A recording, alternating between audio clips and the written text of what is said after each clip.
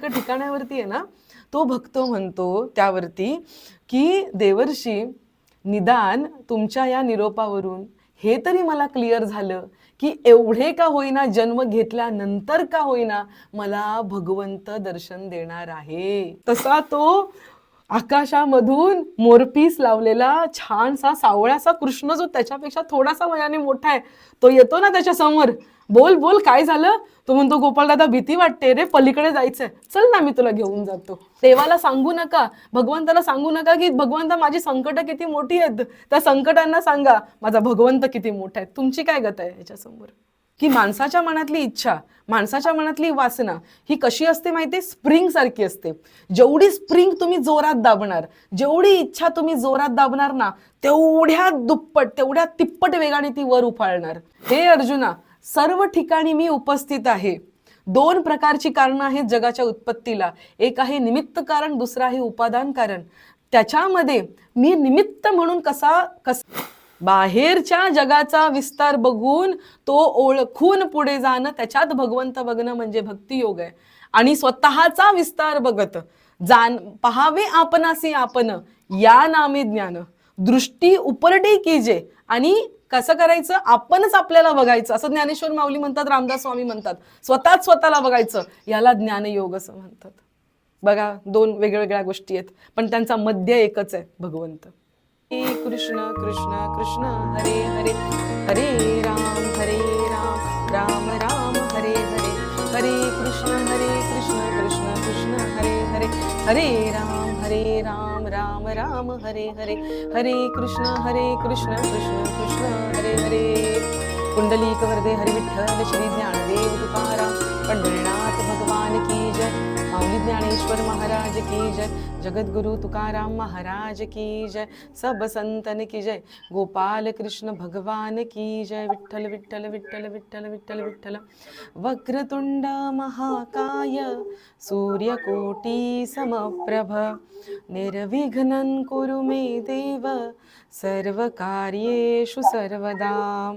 या कुंदेन्दु तुषारहार धवला, या शुभ्रवस्त्रावृता, या वीणावरदण्डमण्डितकरा, या श्वेतपद्मासना, या ब्रह्माच्युतशङ्कर प्रभृतिभिः देवी सदा वन्दिता. सा मां पातु सरस्वती भगवती निःशेषजाड्यापहा. मूकं करोति वाचालं पङ्गुं लङ्घयते गिरिं, यत्कृपातमहं वन्दे परमानन्दमाधवं. माधुर्यरसकल्लोळां शिवशक्तिकरूपिणीम् अमृतानुभवार्थाय वन्दे ज्ञानेशनन्दिनी. नमोऽस्तु ते व्यासविशालबुद्धे फुल्लारविन्दाय तपत्रनेत्र, येन त्वया भारततैलपूर्ण प्रज्वालितो ज्ञानमया प्रदीपः. ॐ पार्थाय प्रतिबोधितां भगवता नारायणेन स्वयं, व्यासेन ग्रथितां पुराणमुनिना मध्ये महाभारतम्. अद्वैतामृतवर्षिणीं भगवतीम् अष्टादशाध्यायिनीम् अम्ब त्वाम् अनुसन्दधामि भगवद्गीते भवद्वेषिणीं. नमितो योगी थोरविरागी तत्त्वज्ञानी संत, तो सद्कविवर परात्पर गुरुज्ञानदेव भगवंत. अखंडमण्डलाकारं व्याप्तं येन चराचरं, तत्पदं दर्शितं येन तस्मै श्री गुरवे नमः. पुंडलीक वरदे हरि विठ्ठल श्री ज्ञानदेव तुकाराम पंढरीनाथ भगवान की जय. माऊली ज्ञानेश्वर महाराज की जय. जगद्गुरु तुकाराम महाराज की जय. सब संतन की जय. गोपाल कृष्ण भगवान की जय. विठ्ठल विठ्ठल विठ्ठल विठ्ठल विठ्ठल विठ्ठल. रामकृष्ण हरी. जो एक फेमस श्लोक जो आहे भगवंताचा, किंवा भगवंताच्या मुखातलं एक जे फेमस वाक्य आहे, मम माया दुरत्तया, असं भगवंताच्या मुखातलं एक स्पेशल वाक्य आहे ना, त्या वाक्यावर तो जो श्लोक आहे ना, तो आजच्या आपल्या सेशनमध्ये असणार आहे. त्याच्यामुळे अत्यंत स्पेशल असं सेशन आहे. सगळ्यांनी शेवटपर्यंत टिकून राहा. सुरुवातीपासून शेवटपर्यंत छान छान गोष्टी आणि दृष्टांत असतील. ठीक आहे, सुरुवात करूया. आज एका दृष्टांतानेच आपण सुरुवात करूया. डे टू डे लाईफमध्ये, रोजच्या आयुष्यामध्ये आपण याचा अनुभव घेतलाच असेल. तो असा आहे की ज्या वेळेस आपण आयुष्य जगतो आहोत त्यावेळेस संसार काय थांबत नाही. त्याच्यावरती हा दृष्टांत आहे आणि त्याच्यावरतीच भगवंताचं आजचं विश्लेषण आहे. तर एक भक्त असतो, तो एका छान अशा झाडाखाली तपश्चर्या करत बसलेला असतो, गणेश दादा. तर तो झाडाखाली तपश्चर्या करत बसलेला असतो. तिथून नारद मुनी जात असतात. तर तो भगवंत नारद मुनींना म्हणतो की श्रीमान मुनीजी, तुम्ही आता जाणार तर तुम्ही भगवंताच्या धामालाच जाणार, तिथेच तुम्ही व्हिजिट करणार आहात. तर एकदा भगवंताकडे गेलात तर त्यांना विचारा, माझी तपश्चर्या कधी पूर्ण होईल. काय म्हणतात ते, माझी तपश्चर्या कधी पूर्ण होईल हे एकदा भगवंतांना तुम्ही विचारून घ्या. तर नारद मुनी म्हणतात, तपश्चर्या करतोस, कधी ना कधी पूर्ण होईलच ना. तो म्हणतो, नाही तसं नाही, तुम्ही तरी पण भगवंतांना विचारा की असा असा एक भक्त बसलाय, त्याची तपश्चर्या कधी पूर्ण होईल, तुम्ही कधी त्याला दर्शन द्याल, तुम्ही कधी त्याला मुक्ती द्याल ते सांगा. त्यावरती नारदजी म्हणतात, ठीक आहे, आता याला प्रश्न विचारायला सांगितलंय, आपण बघूया काय होतंय ते पुढे. तर नारदजी जातात भगवंताकडे, भगवान श्रीहरीच्या समोर जातात, त्यांचं जे काही काम आहे ते निपटवतात भगवंताकडे. आणि ते झाल्यानंतर असंच निघता निघता त्यांच्या लक्षात येतं की भगवंताला एका भक्ताने प्रश्न विचारलेला आहे, तो आपण विचारूया.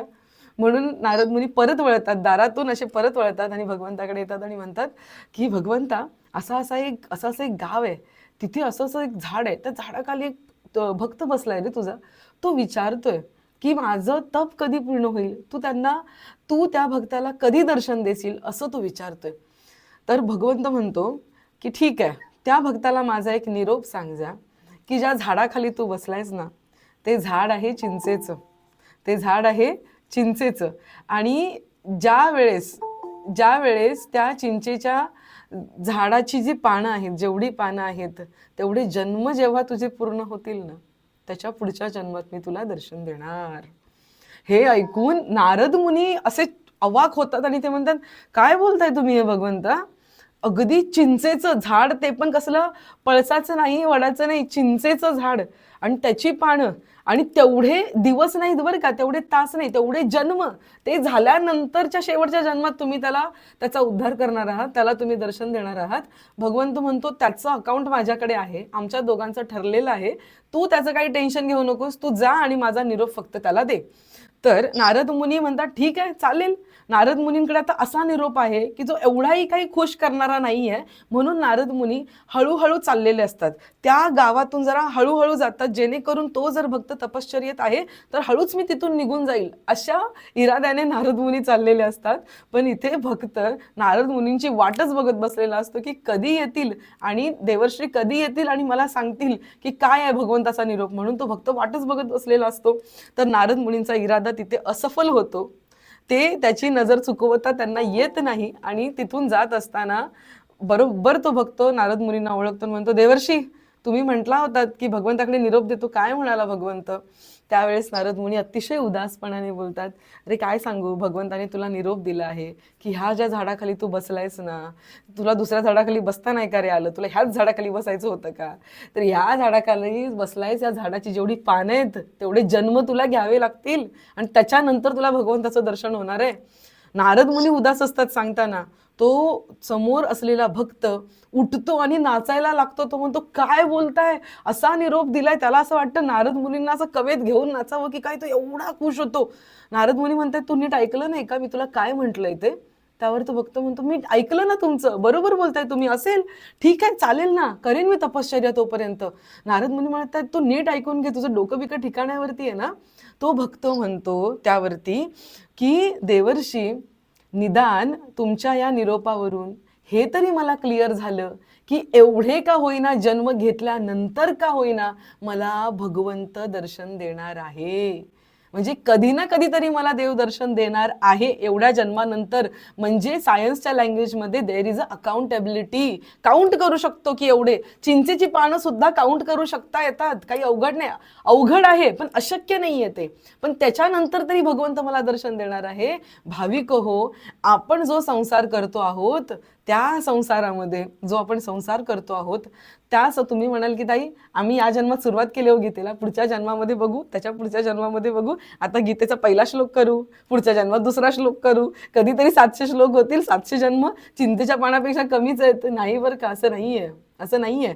आपण ज्या गोष्टीच्या मागे लागलो आहोत तो संसार, त्याची आपली पिपासा कधीच संपत नाही, एकानंतर एक सुरूच राहतं. मी नेहमी एक वाक्य बोलते आणि ते नेहमी असं झालं की सेशनमुळे ते बऱ्याच वेळा बोललं जातं. ते वाक्य असं आहे की आपल्याला असं वाटतं लग्न झालं, लग्नानंतर मुलं, मुलानंतर घर, घरानंतर हे हे इतकं सोपं नाहीये बरं का लक्ष्मण दादा, इतकं सोपं नाहीये ते, इतकं सोपं अजिबातच नाही. एक छोटासा अनुभव स्वतःच्या अनुभवानेच बोलावं म्हणून सांगते की घर, पोरं, सगळं सगळं झालं तरी एक छोटीशी तृष्णा आहे बरं का शारदाताई मनामध्ये. आता जॉब करत असताना आपण आपला व्यवसाय करू, आपण आपला जॉब करू, आपण आपला रोजचा व्यवहार करू, त्याच्यामध्ये ना आता पगार किती आहे, तो इन्सेंटिव्ह आणि पैसे किती मिळत आहेत त्याच्यापेक्षा पण माझा परफॉर्मन्स, आज आत्ता मेल आला ना मला की मी आत्ताच रिप्लाय केला पाहिजे, अहंकार आहे माझा ना की मी कधी काम माझं पेंडिंग ठेवत नाही. अहंकार आहे. उठतो आपण रात्रीचे 5 मिनिटं बसतो, कंप्लीट करतो, पुन्हा एकदा सकाळी उर्मी येते, सकाळचा उपासना करायची असते, साधना करायची असते, नाही आज कधी एकदा बसेन ते काम पूर्ण करेन, ते मेल दिसतायत मला तिकडे आलेले. आता याच्या सूक्ष्मात जर जाऊन आपण लक्ष्मणदादा विचार केला ना तर याचा अर्थ असा होतो की आपल्या मनामध्ये ना एक पिपासा असते की ते काम पूर्ण करावं. ही पिपासा, ही जी तृष्णा इतकी सोपी नाहीये बरं का. याच्या मागे कुठेतरी गाळाशी तळाशी एक अहंकार लपलेला आहे शारदाताई, की मीच कशी उठते आणि कामाला लागते, मीच कशी पदर खोचते आणि कामाला लागते. ते काम संपवण्याच्या मागे आपला अहंकार तिथे लपलेला आहे. कोणाचं तरी ना हे चालू आहे, प्लीज तुम्ही म्यूटवर जा. ते काम संपवण्याच्या मागे ना आपला कुठला तरी अहंकार लपलेला आहे. लक्षात घ्या, अहंकार म्हणजे संसार, अहंकार म्हणजे संसार. प्रत्येक वेळेस आपल्याला पिपासा लागलेली आहे. आता बघा बरं का, आता बरं का स्मिता काकू, तिथे आपल्याला पैशाची काही पडलेली नाहीये, तिथे आपल्याला आपली मुलं बाळं घरदार काही कमवायचं असं नाहीये, पण तरी सुद्धा एक सूक्ष्मातला अहंकार आहे जो आपल्याला गप्प बसून देत नाही. संसार संसार बाजूला सारणं इतकं सोपं नाही. एक वेळ परमार्थातला जो दृष्टांत सुरू केला होता, एक वेळ परमार्थामध्ये मोक्ष मिळाला, प्रश्न संपला शारदाताई, मोक्ष मिळाला, प्रश्न संपला ज्योतिताई. त्याच्यानंतर काही नाही, त्याच्यानंतर तुम्ही भक्ती करा, वनात जा, नाही नाही काही नाही, ठीक आहे. त्याच्यानंतर ज्ञानोत्तर भक्ती वगैरे सगळं सगळं ठीक आहे. पण इथे संसाराचं जी ट्रेन आहे ना, जी रेल्वे ती संपतच नाही, एकानंतर एक एकानंतर एक एकानंतर एक सुरूच राहतं. मग आता एकदम सिनियरचे सिनियर, एकदम सिनियर बिझनेस हेड वगैरे असतील, एकदम मोठी मोठी लोक असतील, त्यांना तरी तुम्ही विचारा ते शांत आहेत का? तुम्ही आता ह्या पोझिशनला पोहोचलाय. एखादा ज्युनियर असतो, तो म्हणतो मला असिस्टंट मॅनेजर आहे, आता मला मॅनेजर व्हायचंय, मग सिनियर मॅनेजर, मग मला हेड व्हायचंय. आता हेड झाल्यावर तरी तू शांत बसशील की नाही? नाही, तेव्हा पण नाही. अजून मला कंपनीचा सीईओ व्हायचंय, कंपनीचा सीईओ झाल्यावर तरी शांत बसशील की नाही? नाही, अजून ह्या कंपनीमध्ये मला 4 कंपन्या. हा जो संसार आहे ना, संपतच नाही. थोडक्यात उदाहरण घ्यायचं झालं तर आता जी 2-3 नावं आपल्या भारतामध्ये खूप गाजतायत, जे बिझनेसमॅन आहेत, ओके, आता त्यांची नावं मी घेत नाहीत, त्यांची नावं मी घेत नाही, चांगल्या शुद्ध ठिकाणी अपवित्र गोष्टी घेऊ नयेत, ठीक आहे. पवित्र की अपवित्र आहे तो नंतरचा भाग आहे, पण नकोच ते. आता त्यांची पिपासा किती आहे हो, किती गिळंकृत करायचंय. आज ही झाडं तोडली, उद्या ती झाडं तोडली, अनेको हजारो एकर जमीन, हजारो एकर जमीन, लक्ष्मण दादा, वीरेंद्र दादा, हजारो एकर जमीन सरकार खाली करते का? त्यांच्यासाठी. सरकारच्या तृष्णेची इथे काही लिमिट आहे का सांगा मला? ती जी भूक आहे त्याचं काही लिमिट आहे का मला सांगा? सत्तेत येण्याची भूक आहे, त्याचं काही लिमिट आहे? समोरचा त्या सरकारचा फायदा उठवतोय, त्याचं काही लिमिट आहे? किती पैसा लागतो जगण्यासाठी, किती पैसा जगण्यासाठी लागतो? हा संसार संपतच नाही. हा हवरेपणा, हा भुकेलेलेपणा. अहो, ज्याने जास्त खाल्ले तो जास्त हावरा आहे. बघा ना तुम्ही, बघा हे हा हे अपेक्षा हे जास्त श्रीमंत लोक जास्त हावरे आहेत. एक वेळ गरीब म्हणेल की नको आता मला माझं ताट भरलंय, माझं पोट भरलंय, माझ्या बँकेमध्ये थोडासा पुरेसा पैसा आता मी दुसऱ्याला दान करतो. पण हे लोक नाही, हे दान जर 10 लाख करतील ना तर त्याच्यामधून ते 10 करोड कसे कमवायचे याचा विचार त्यांनी आधी केलेला असतो. हा संसार आहे, हा संसार आहे. आता बघा, जसं नोकरीमध्ये पगार एका लिमिट पर्यंतच मॅटर करत असतो, त्यानंतर स्वतःची प्रतिष्ठा, स्वतःचा ग्रोथ, स्वतःचा अहंकार, व्यवसायामध्ये सुद्धा स्वतःची प्रतिष्ठा, स्वतःचा ग्रोथ, मी कसा सगळ्यात देशामध्ये, मी कसा सर्वोत्तम पुरुष, मी कसा सगळ्यात जास्त श्रीमंत, नॅशनल लेवलला माझा रँक कसा वरती येईल, हा काय आहे अहंकार. छोटा असला का होईना मेलला रिप्लाय देण्याचा अहंकार, आणि मोठा असताना नंबर 1ला मी असावं, नंबर 1ला मी असावं, हा जो अहंकार, हे दोन्ही अहंकार सारखेच आहेत बरं का. ह्या दोघांचं बीज सारखंच आहे. दारात उगवणारं आंब्याचं झाड, त्या कोळीचा ऊर फाडून येणारा तो कोंब दिसताना एवढा दिसला तरी तो बीज असतं, ती सुरुवात असते मोठ्या वृक्षाची. मग तेच आहे, ते सारखंच आहे, त्याच्यामध्ये फरक नाहीये. म्हणजेच ही संसार संपणं अशक्य आहे. एक वेळ परमार्थ संपू शकतो. आपल्याला असं वाटतं ना की अहो ताई हा ग्रंथ बोललात, अहो ताई तो ग्रंथ बोललात, हे कधी संपणार आहे, हे पाल्हाळ कधी संपणार आहे. मी सांगू तुम्हाला, एक वेळ सगळं ग्रंथ वाचून होऊ शकतील, शक्य आहे, अवघड आहे पण शक्य आहे. पण या संसारातल्या आपण म्हणू ना की सगळ्या तृष्णा संपवून मी मोकळा होईन, हे कधीच शक्य नाहीये, हे कधीच शक्य नाहीये.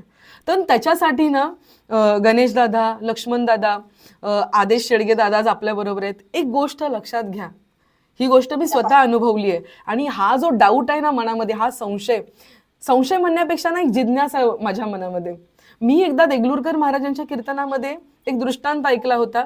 तो दृष्टांत मी तुम्हालाही सांगितला होता, जर तुमच्या लक्षात असेल ना तर तो दृष्टांत मी तुम्हालाही सांगितला होता. दृष्टांत तो होता की बकरीच्या तोंडावरती ज्यावेळेस आपण बांधून ठेवतो आणि तिला काठीचा धाक दाखवतो, त्यावेळेस बकरी कदाचित नियंत्रित होऊ शकते. पण दुसऱ्या बाजूला आचार्य रजनीश सारखी लोक आहेत ज्यांनी भरपूर आयुष्य बघितलंय, ज्यांनी अध्यात्म वेगळ्या पातळीला नेऊन ठेवलंय. ती लोक म्हणतात स्वतःच्या मनाला दाबू नका. मी एकदा बाबरताईंच्या, सरलताई बाबर यांच्या प्रवचनात एक वाक्य ऐकलं होतं की माणसाच्या मनातली इच्छा, माणसाच्या मनातली वासना ही कशी असते माहिती, स्प्रिंग सारखी असते. जेवढी स्प्रिंग तुम्ही जोरात दाबणार, जेवढी इच्छा तुम्ही जोरात दाबणार ना, तेवढ्या दुप्पट, तेवढ्या तिप्पट वेगाने ती वर उफाळणार. म्हणजे बघा बरं का, दोन महान लोक, दोन अतिशय अनुभवी लोक परमार्थातली दोन वेगळी वाक्य बोलतायत, दोन वेगळी वाक्य बोलतायत. एक नाथ महाराजांच्या परंपरेतले आदरणीय मोठे महाराज देगलूरकर महाराज, ते म्हणतात की बकरीने तोंड दाबावं, तिला काठीचा धाक दाखवावा, तेव्हाच ती कंट्रोलमध्ये येऊ शकते. दुसऱ्या बाजूला दुसरे म्हणतायत की स्प्रिंग सारखं तुम्ही दाबून ठेवलं तर ते जोरात उपाळून येणार आहे, मग आम्ही करायचं काय. याच्यावरती ना माझ्यासारख्या सामान्य व्यक्तीने, अतिशय सामान्य व्यक्तीने एक असा ह्याच्यावरती चिंतन केलं आणि ह्याच्यावरती स्मिता काकू एक उपाय शोधून काढला की कुठली पण गोष्ट जास्त दाबायचीही नाही आणि जास्त लूजही नाही सोडायची. बघा बरं का, जास्त दाबायची नाही म्हणजे अति स्वतःला रोखूनही ठेवायचं नाही आणि अति स्वतःला लूजही नाही ठेवायचं, म्हणजे मी नाही म्हणत की हेच एक अल्टिमेट आहे, पण एक रोजच्या जगण्यामध्ये एक रोजचा सुवर्ण मध्य साधण्यासाठी हा एक उपाय असू शकतो. याच्यामुळे काय होतं, इंद्रियांना आपण अतिमुक्तही सोडत नाही, पण गरजेपुरतं इंद्रियांचं काम आपण करतो. येतंय का लक्षात. कालचा फोटो टाकण्यामागचं हेच कारण होतं, कारण काल माझं हे थोडक्यात चिंतन करून झालेलं होतं. हळदी कुंकू करायचंय, संस्कृतीचं पालनही करायचंय, पण ते असंच झालं पाहिजे, हे एवढंच झालं पाहिजे, मी मोठं वाण देईन आणि मी असं काहीतरी करेन असं नको. गरजेचं काय आहे तेवढं केलं, प्रश्न मिटला, छान संपलं. हळदी कुंकू जे करायचं होतं ते पार पडलं, पूजा विधी पार पडली. माझ्या मनामध्ये रुकरुक नाही राहिली की ते राहिलं, असंही नाही झालं की ते करण्यासाठी प्रचंड वेळ घालवला, सुवर्ण मध्य साधला. कुठलीही इच्छा, मग ती भले काही खाण्याची असो, ती भले उत्तम उत्कृष्ट निवासस्थानाची असो, घराची असो, उत्कृष्ट कपड्यांची असो, उत्कृष्ट आयुष्यामध्ये काही मिळवण्याची असो, आयुष्यामध्ये मिळवायचंही असं मिळवायचं ना लक्ष्मण दादा की ते सोडता आलं पाहिजे वेळेमध्ये, असंच मिळवा. हातामध्ये असंच धरा की जे सोडता आलं पाहिजे.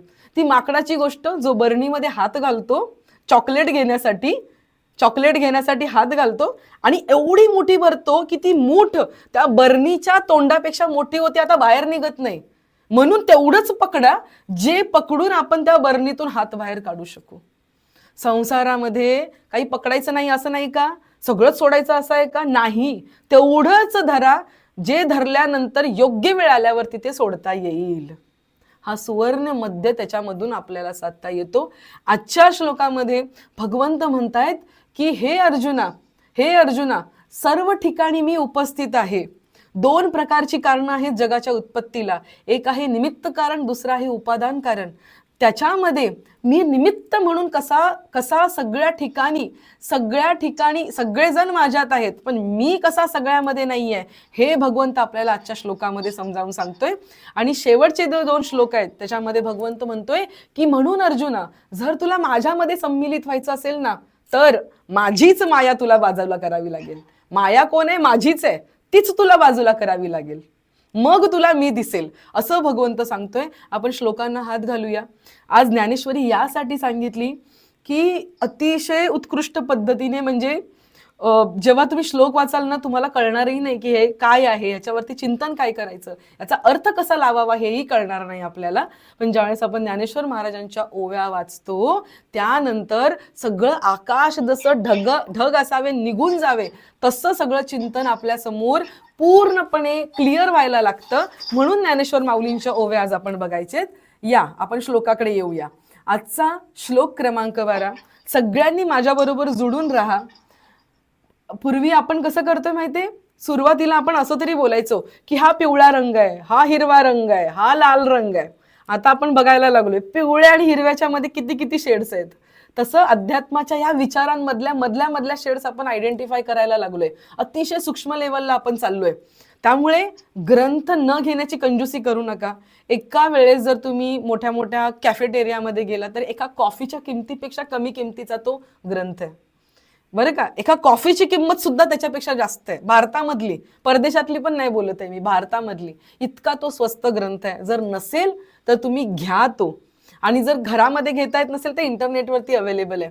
काय होतं माहितीये, जो संसार कधीच संपणार नाही ना, त्याच्या मागे आपण लागतो. एवढं करून मोकळं होतो, एवढी 2 भांडी घासून मोकळी होते म्हणजे किचन क्लिअर होईल, एवढं लोणी काढायचं आहे ना, कीर्तनाला जायचं आधी लोणी काढून मोकळी होते म्हणजे माझा शाईचा डबा मोकळा होईल. आपल्याला असं वाटतं की पटापट मी संसारातली कामं पूर्ण करेन. नाही, ते कधीच होत नाहीत. झोपताना आठवतं, अरे उद्याचं मटकी भिजत घालायची राहिली माझी. येतंय का लक्षात? दुधाला विरजन घालायचं राहिलं माझं. कितीही झोपलो सगळं आवरून तरी सुद्धा 2 मिनिटांनी काहीतरी आठवतं जे राहिलेलं आहे. पण याच्याच उलट परमार्थामध्ये कधीतरी ते थोडं जरी केलं तरी समाधान मिळणार आहे, आपण ते करत नाही. मला एका व्यक्तीचा फोन आला होता आत्ताच, 3 दिवसापूर्वीचीच गोष्ट आहे. एकदम जबरदस्त माणूस होता. काय बरं त्यांचं नाव होतं, मी त्यांचं नाव पण लिहून ठेवलं आहे. ख्रिश्चन व्यक्ती आहे ज्याचं नाव आहे बॅप्टिस्ट गोन्साल्विस त्या व्यक्तीचं नाव आहे. तुमचा विश्वास नाही पटणार. जसं मी तुम्हाला बोललेली ना की प्रत्येक वेळेस भगवंत कोणाच्या तरी रूपात येतो, आपल्याला हात धरलाय त्याने आपला याची आपल्याला जाणीव करून देतो. जशी आईमध्ये हाक मारते ना, ऐकलास का, इकडे ये, याच्यावरून त्या मुलाला कळतं आईचं माझ्यावर लक्ष आहे. तसा भगवंत आपल्या आयुष्यामध्ये लोक पाठवतो, अशा घटना घडवतो की ज्याच्यावरून आपल्याला कळतं की भगवंत माझ्या बरोबर आहे, त्याचं पक्क लक्ष आहे माझ्याकडे. तर ते बॅप्टिस्ट गोन्साल्विस काका, त्यांचा फोन आला होता. एकदम 70 वर्षाचे ते गृहस्थ. तुमचा विश्वास नाही बसणार, आहेत ते ख्रिश्चन, पण शारदाताई ते ओव्या असे बोलत होते की ओवीच्या सुरुवातीपासून या उपाधी माझी गुप्त, जे चैतन्य असे सर्व कथा, तीही ओवी त्यांनी पहिल्यांदा बोलले. पूर्ण ओवी बोलून दाखवली.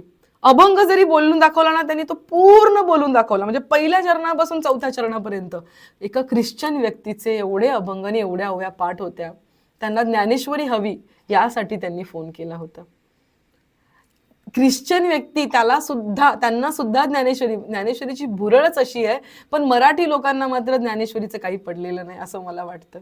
सो तुमच्या घरात जर ज्ञानेश्वरी नसेल, तुमच्या घरात जर गाथा नसेल, तर खूप खूप मोठं धाडस करून मी म्हणेन की ते घर एखाद्या स्मशानासमान आहे. त्यामुळे कृपया मी म्हणेन की उद्याचं घरात दूध नाही ना आणलं तरी चहा कोरा पिता येऊ शकतो, पण घरात जर ज्ञानेश्वरी नसेल ना तर तुमचं जीवन तत्वज्ञानापासून विवंचित आहे असा त्याचा अर्थ आहे.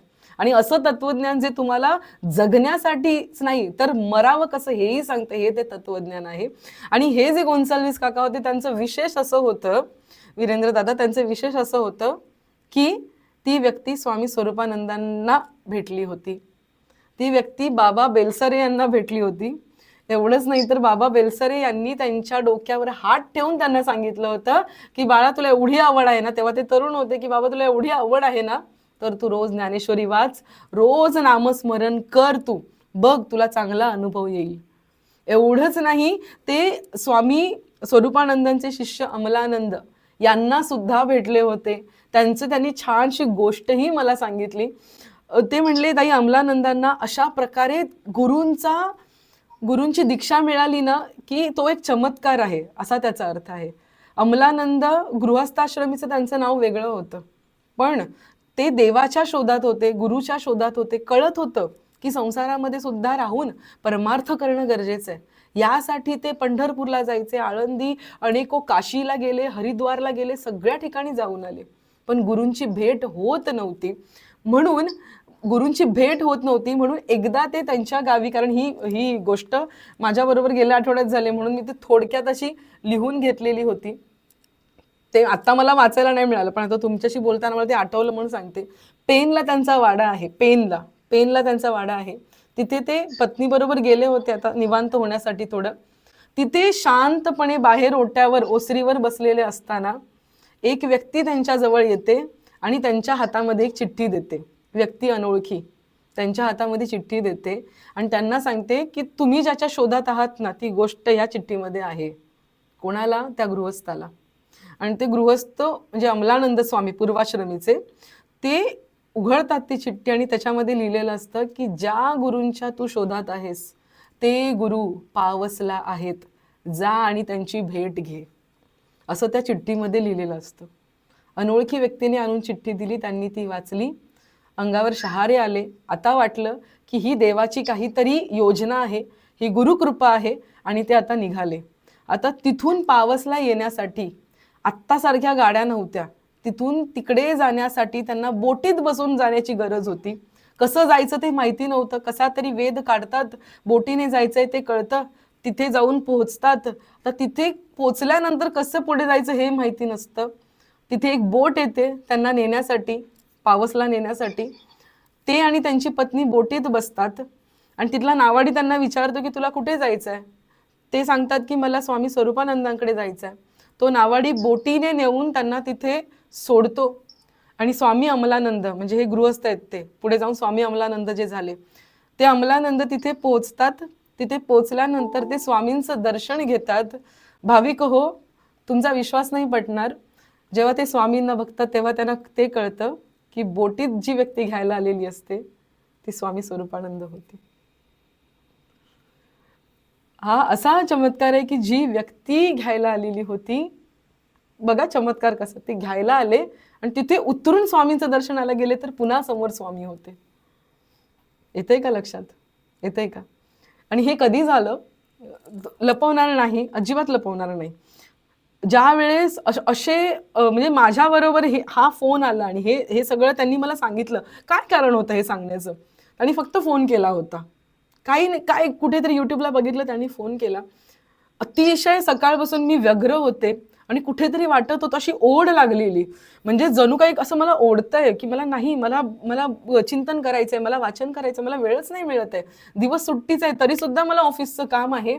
अतिशय बेचैन होती. आणि त्यावेळेस मला फोन आला आणि सगळं टाकून मी फक्त 15 मिनिटं त्या व्यक्तीशी बोलली. तुमचा विश्वास नाही बसणार, समाधीमध्ये जे सुख नाही ना मिळणार ते सुख मला त्यांच्याशी बोलून मिळालं. ते सुख त्यांच्याशी बोलून मिळालं. भगवंत असा चमत्कार करत असतो. आपण रोजच्या कामामध्ये असलो, फक्त एकच प्रामाणिक इच्छा. लोक काही बोलू दे, लोक तुम्हाला काही म्हणतील, ही कपडे अशी घालते, ही स्वतःला कीर्तनकार काही बोलायचं ते बोलू दे ना बाबा, काय करायचं ते करू दे ना बाबा. कसली कपडे, कसला नाम आणि कसलं काय बोलता तुम्ही, काय म्हणता तुम्ही, नाही आम्हाला फरक पडत. फक्त एकच, शुद्ध भावना. शुद्ध भावना. परमार्थामध्ये काही नाही ना मिळवता आलं, नाही माळा जपता आल्या, नाही हरिपाठ वाचता आला, एकच शुद्ध भाव. मला या जगात काही, मला फक्त भगवंत हवा. हा एक भाव असेल ना, तर हा एक भाव आपल्याला त्या बोटीसारखं काम करतो, आपल्याला पुढपर्यंत नेतो. फक्त प्रामाणिक राहणं. म्हणजे हे गीता सेशन, ह्या गीता सेशनचा पूर्ण उद्देश हाच आहे की आपल्या मनामधला संसार प्रत्येक गोष्टीतून असा बाहेर येत असतो, असा बाहेर येत असतो आपल्या मनातला संसार, की आपण प्रत्येक ठिकाणी अहंकार बघायला लागतो, प्रत्येक ठिकाणी आपण गरज बघायला लागतो. या गीता सेशनच्या माध्यमातून आठवड्यातून एकदा तरी बसू आपण आणि सगळा संसार बाजूला टाकू. कोण श्रीमंत, कोण गरीब, कोण असला, कोण तसला, कोण काळा, कोण गोरा, कोण मुलगी, कोण स्त्री, कोण पुरुष, सगळं बाजूला ठेवू आणि फक्त एक प्रामाणिकपणा. देवाला पण प्रामाणिकपणे सांगता आलं पाहिजे, भगवंता मी इतका नालायक आहे, भगवंता मी इतका नालायक आहे की तुला काय सांगू. छोटे छोटे दृष्टांत तुम्हाला भगवंत घडवून आणेल. आणि असं समजू नका बरं का की भगवंत फक्त ज्ञान म्हणजे भगवंत आहे, असं समजू नका. एक गोष्ट ऐका, हवं तर कुठेतरी हे वाक्य लिहून ठेवा. बाहेरच्या सृष्टीमध्ये विठ्ठल कसा कणाकणामध्ये भरला आहे, बाहेर कसा, जगतामध्ये कसा विठ्ठल कणाकणामध्ये भरलाय, हे पाहणं म्हणजे भक्ती योग आहे. आणि मी कोण आहे, मी कसा बनलेलो आहे, माझ्या अंतःकरणातल्या जगाचा विस्तार काय आहे, हे बघणं म्हणजे ज्ञानयोग आहे. बाहेरच्या जगाचा विस्तार बघून तो ओळखून पुढे जाणं, त्याच्यात भगवंत बघणं म्हणजे भक्ती योग आहे. आणि स्वतःचा विस्तार बघत पहावे आपणासी आपण, या नामे ज्ञान दृष्टी उपरटे कीजे. आणि कसं करायचं, आपणच आपल्याला बघायचं, असं ज्ञानेश्वर माऊली म्हणतात, रामदास स्वामी म्हणतात, स्वतःच स्वतःला बघायचं, याला ज्ञानयोग असं म्हणतात. बघा, दोन वेगवेगळ्या गोष्टी आहेत, पण त्यांचा मध्य एकच आहे, भगवंत. आणि त्याचा मध्य एकच भगवंत, आणि त्याचं साधन सुद्धा एकच आहे, तुम्ही, तुमचं शरीर. ते फक्त नट्टापट्टा करण्यासाठी, कोणाला तरी रिझवण्यासाठी, स्वतः रिझवून घेण्यासाठी. सध्याच्या कॉर्पोरेटमध्ये वावरत असताना माणसाचा, स्त्रीचा स्त्रीपणा तिला बाजूला ठेवता येत नाही, पुरुषाला स्वतःचा पुरुषपणा बाजूला ठेवता येत नाही. सतत तशा पद्धतीचे घाणेरडे विचार करणारी लोक तुम्हाला बाजूला दिसतील. वाईट विचार, ते कुठले ते तुम्ही समजून चला. कितीही वय होऊ द्या लोकांचा, स्त्रीचा स्त्रीपणा जात नाही, तिचा मादीपणा जात नाही. प्रत्येक वेळेस ती ते दाखवण्याचा प्रयत्न करते. बघा, स्वतःचं परीक्षण करून बघा तुम्ही. विषय ऐकताना थोडासा घाण वाटेल, ताई काय बोलताय तुम्ही हे, पण जे आपण रोज अनुभवतो ना तेच बोलते मी. ते बोलण्यासाठी माझ्याकडे शब्दही नाही आहेत, ज्याचं त्याने समजून चला. प्रत्येक क्षणी आपण एका स्वतःच्या एका त्या लिंगामध्ये राहत असतो. मी स्त्रीलिंगी आहे, मी पुल्लिंगी आहे. मग स्त्री असेल तर पुरुषांकडे, पुरुष असेल तर स्त्रीकडे. कशा प्रकारे मी छान दिसेन, कशा प्रकारे मी हे दिसेन, असा विचार करत राहणं चुकीचं आहे, अहंकार आहे. कशा पद्धतीने मी चांगलं परफॉर्म करेन, माझा ईमेल चांगला जाईल, माझं प्रेझेंटेशन छान होईल, म्हणजे व्यवस्थित होईल, इथपर्यंत ठीक आहे, पण सगळ्यांपेक्षा छान होईल ना, हे चुकीचं आहे. स्वतःला ना अनुभव घेऊन बघा. मग उत्कृष्ट पातळीवरचा सुद्धा अहंकार आणि नीच पातळीवरचा सुद्धा अहंकार, तो दोन्ही सुद्धा अहंकारच आहे. पुण्यात्मक पापे स्वर्गाने येईजे, पापात्मक पापे नरकाने येईजे, पण जेने माते पाविजे ते शुद्ध पुण्य. ज्ञानेश्वर माऊली म्हणतात, पुण्यात्मक पापे स्वर्गाने येईजे, पापात्मक पापे नरकाने येईजे, पण जेने माते पाविजे, ज्याने माझी प्राप्ती करता येते ना, ते पुण्य वेगळंच आहे, त्याला मी शुद्ध पुण्य असं म्हणतो. स्मिता काकू, प्रत्येक प्रकारचं पुण्यात्मक पापे म्हणजे काय, मी दान केली, एखादी वस्तू केली, किंवा एखाद्या सप्ताहाला मी 500 रुपये, 1000 रुपये, 10,000 रुपये मी दिले, मी दान केलं. दान केल्यानंतर हे पुण्य झालं, पण पुढच्या क्षणी माझ्या मनात विचार आला की 4 जणांना कळावं की हे मी दान केलंय, हे पाप झालं. कसं पाप झालं, पुण्यात्मक पाप झालं, म्हणजे समोरच्याचं भलं झालं, पण माझ्या मनामध्ये पाप उत्पन्न झालं. अशा प्रकारचं जे पाप असतं ना, ते आपल्याला स्वर्गाला नेतं. आणि पापात्मक पापे म्हणजे काय? एखाद्याने एखाद्याचा खून केला, त्याचं पण भलं नाही झालं, समोरच्याचं पण भलं नाही झालं, वाटोळच झालं सगळं, याला पापात्मक पापे म्हणतात, ती नरकाला नेतात. पण असं पुण्य जे मला माझ्याकडे तुला आणून पोचवेल, ते पुण्य कोणतं आहे? ते शुद्ध पुण्य आहे, असं भगवंत ज्ञानेश्वर माऊलींच्या रूपाने आपल्याला सांगतात. मग आपण प्रत्येक वेळेस स्वतःला पुण्यवंत म्हणतो ना, पुण्यवंत व्हावे, घेता सज्जनांची नावे वगैरे अनेको अनेको अभंग आहेत त्याच्यामध्ये.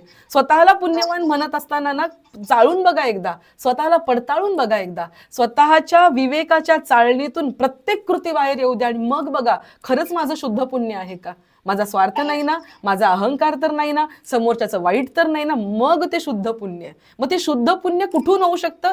एकाच गोष्टीने होऊ शकतं, ज्या ज्या कर्माला नामाची जोड लागली, ज्या ज्या कर्माला संतांची संगती लाभली, तेच कर्म तुझं शुद्ध आहे. जे कर्म करताना भजन आहे तेच कर्म शुद्ध. याचा अर्थ खून करताना भजन करतोय ते योग्य नाहीये, लक्षात घ्या तुम्ही. पण ती ऐसी मती जयाची शुद्ध, किंबहुना चराचर. ती मती शुद्ध होण्यासाठी कुठून मती शुद्ध होणार? भजनाने मती शुद्ध होणार. मती शुद्ध होण्याचं एकच डिटर्जंट आहे, ते म्हणजे भजन. There is no any other detergent available in a market to clean out your brain, to clean out your thoughts, to clean out your own aura. लक्षात घ्या. अत्यंत सुंदर पद्धतीने ज्ञानेश्वर माऊली सांगतात, ते शुद्ध पुण्य, तो शुद्ध पद्धतीचा संसार सुद्धा भगवंताच्या चरणी अर्पण करायचा असेल, तो कसा करता येईल, त्यासाठी आपण श्लोकाकडे येऊया. थोडे दृष्टांतामुळे उशीर झाला. रामदास दादा लोखंडे काहीतरी म्हणताय की ओपन होत नाहीये अजून प्रेझेंटेशन. दादा आपण केलेलंच नाहीये. तुम्हाला जर माझा आवाज ऐकू येतोय तर ठीक आहे, माझा आवाज ऐका. कधी कधी ते जर मी दिसत नसेल स्क्रीनवरती तर ते कधी कधी होतं, असं काही हरकत नाही. माझा आवाज ऐकू येतोय तुम्हाला ना, तुम्ही शांत चित्ताने ऐका, काही हरकत नाहीये तशी. आपण सगळ्यांनी श्लोकाकडे येऊया. आणि जर व्हॉट्सअपवरचे श्लोक ओपन होत नसतील तर तुमचा इंटरनेट चेक करा, ते लोड झालेले नसतील. ठीक आहे, चला श्लोक क्रमांक 12. श्लोक क्रमांक 12. ये चैव स्वात्विका भावा राजसास्तामसाश्च ये. अत्यंत सोपं आहे, वरचं लाल अक्षरात लिहिलेलं वाचा बरं का. आणि एकदम प्रामाणिकपणे, स्वतःला सूट देऊ नका की आम्ही काय, आम्ही इंग्लिश मिडियमचे आहोत, आम्ही काय असं आहोत, आम्ही कॉन्व्हेंटचे आहोत, आम्हाला हे वाचता येत नाही वगैरे. अजिबात नाही. प्रयत्न करा. प्रयत्नांती परमेश्वर. प्रयत्ने कन रगडता वाळूचे तेलही गळे, हे आपल्याला माहितीये तरी पुन्हा बोलतेय का? कारण प्रयत्न करून काहीही शक्य आहे हो. म्हणून प्रयत्न करा नीट वाचण्याचा. ये हा हातचा सोप्पा आहे, पण ताई अनेको लोक माहितीये तुम्हाला, त्यांना नीट वाचनामुळे ते लोक पुढे जात नाहीयेत. कसं असतं माहितीये, एखादी गोष्ट नीट करताना, एखाद्या गृहिणीला जेवण बनवण्याचा उत्साह कधी येतो? ज्या वेळेस तिला 4 लोक म्हणतात की छान बनवलंस. तिला जर नीट बनवता आलं तर परत करावंसं वाटतं. वाचनामुळे अनेको लोकांच्या हातातून गीता आणि ज्ञानेश्वरी गळलेली आहे. म्हणून हे नीट वाचण्यासाठी प्रयत्न एवढे करायचे. आवडही पाहिजे. आणि त्यासाठी पुन्हा एकदा, जेने माते पाविजे ते पुण्य वेगळं, तेवढा पुण्याचा साठाही पाहिजे हो. नाहीतर तुम्हाला ती बुद्धीच होणार नाहीये, इकडे येण्याची बसण्याची ते करण्याची. ती बुद्धी होणे दूरची गोष्ट आहे. संसार संसार संसार संसार दुःख मिळ, रात्रंदिन तळमळ, विश्रांती नाही येते चहूकडं इंगळ. संसार दुःख मुळ आहे, तो कळणारच नाही तुम्हाला. तुम्हाला त्यातच सुख वाटेल. जसा तो किडा चिखलामध्ये रोवलेला असतो ना आणि त्यातच फिरतो, त्याला वाटतं वा वा किती छान आहे, किती छान आहे. त्याला कळत नाही आपण चिखलात आहे. तसं संसारिकाला कळत नाही आपण चिखलामध्ये ऋतून पडलेलो आहोत. म्हणून ना, निदान कानावर तरी जाऊ द्या, कधीतरी इच्छा होईल. छानपैकी श्लोकाचा उच्चार करा, निश्चय करून बसा आणि उच्चार करा, होणार सगळं. ये चैव सात्विका भावा राजसास्तामसाश्च ये. बोला. ये चैव सात्विका भावा राजसास्तामसाश्च ये. Very good. मत्या एवेति तान् विद्धी नत्वा हन्तेषु ते मयी. माझ्या मागून बोला, 1 मिनिट, परत एकदा बोलते.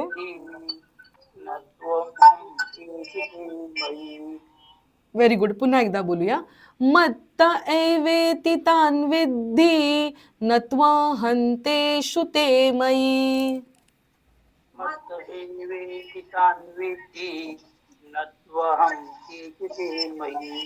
Very good. याचा अर्थ असा आहे की सात्विक, राजस, तामस म्हणून जे पदार्थ आहेत ते सर्व माझ्यापासून उत्पन्न झालेले आहेत असे जाण. ते माझ्यामध्ये आहेत पण मी त्यांच्यामध्ये नाही. अत्यंत महत्वाचं. गेल्या वेळेचं आपलं सेशन निमित्त कारण आणि निमित्त आणि कुठलं होतं दुसरं कुठलं होतं? निमित्त कारण आणि उपादान कारण. Very good. वाटलेलं तुम्हीच देणार ताई याचं उत्तर मला. निमित्त कारण आणि उपादान कारण.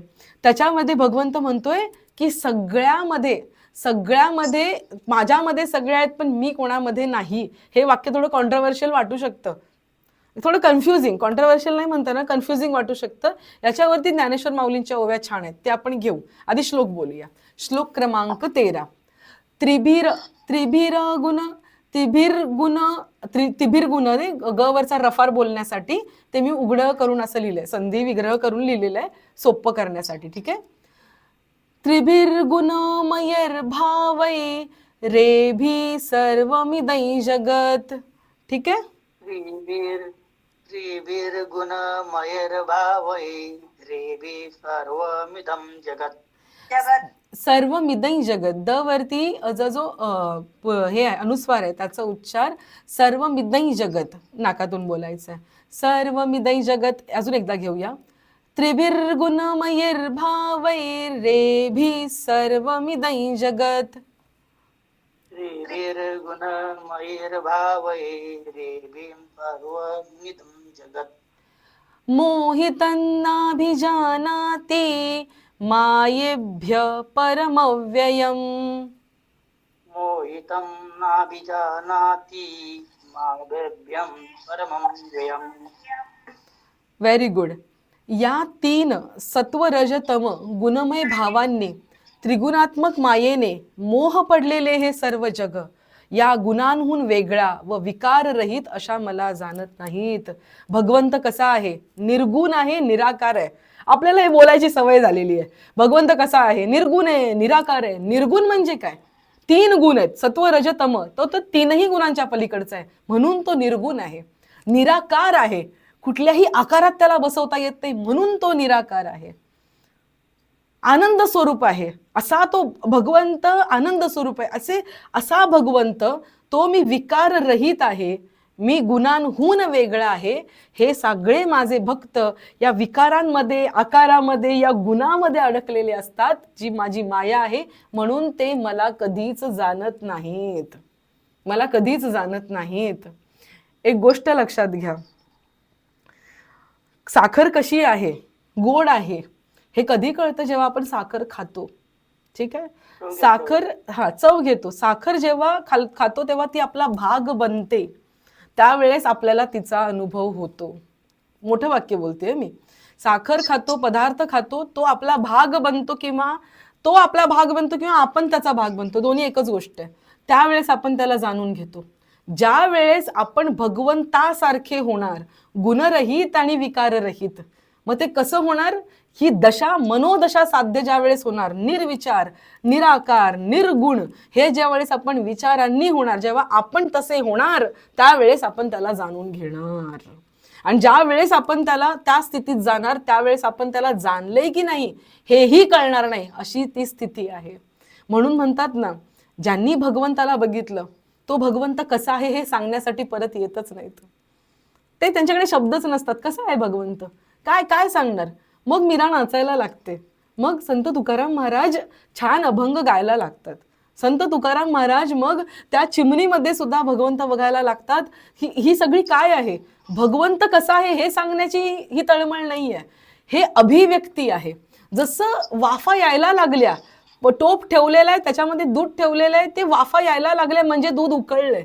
तसं भगवंत बघितलंय, ते वाफा यायला लागल्या म्हणजे त्याचा साईड इफेक्ट, त्याची अभिव्यक्ती व्हायला लागली. कशातून? भजनातून. त्याची अभिव्यक्ती व्हायला लागली. कशातून? नाचातून. त्याची अभिव्यक्ती व्हायला लागली. विषाचं सुद्धा रूपांतरण अमृतामध्ये व्हायला लागलं. त्याची अभिव्यक्ती व्हायला लागली. विष वाटतच नाही आता, ही अभिव्यक्ती आहे त्याची. देव पहावयासी गेलो, ते देवची होऊन ठेलो. ज्या वेळेस आपण गुणांचा प्रवास करत असतो, तमातून रजाकडे, रजातून सत्वगुणाकडे. आधी माझ्यामध्ये 100 गुण आहेत, 100% गुण आहेत, त्याच्यातला माझ्याकडे सत्वगुण 10%, रजोगुण 40% आहे, 50% तमोगुण आहे. आता हळूहळू कमी प्रमाण व्हायला लागलं, तमोगुण 20% व्हायला लागला, रजोगुण 70%, 10 गुण हा सत्वगुण व्हायला लागला. प्रमाण त्याचं कमी कमी कमी होत सत्वगुणाचं प्रमाण वाढायला लागलं. आणि ह्या पायऱ्या आहेत बरं का. तुम्ही म्हणाल की ताई कुठला महत्वाचा ह्यातला गुण ताई, सत्व महत्वाचा, तम महत्वाचा की रज महत्वाचा?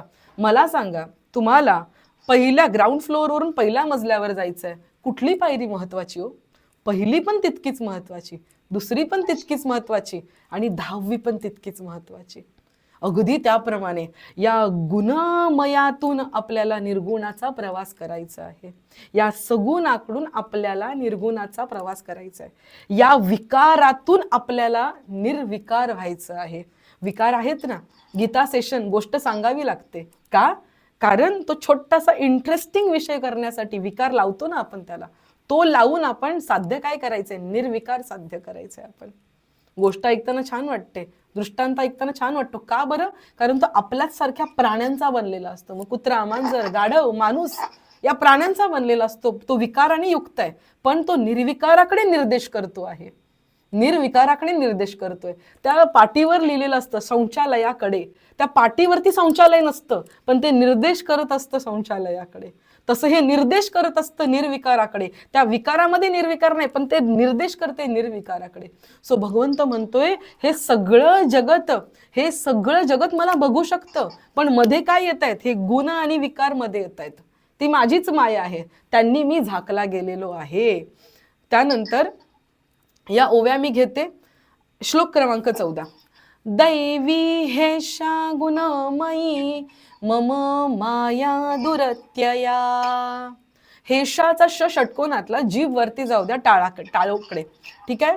दैवी हेषा गुणमयी मम माया दुरत्यया. बोला. दैवी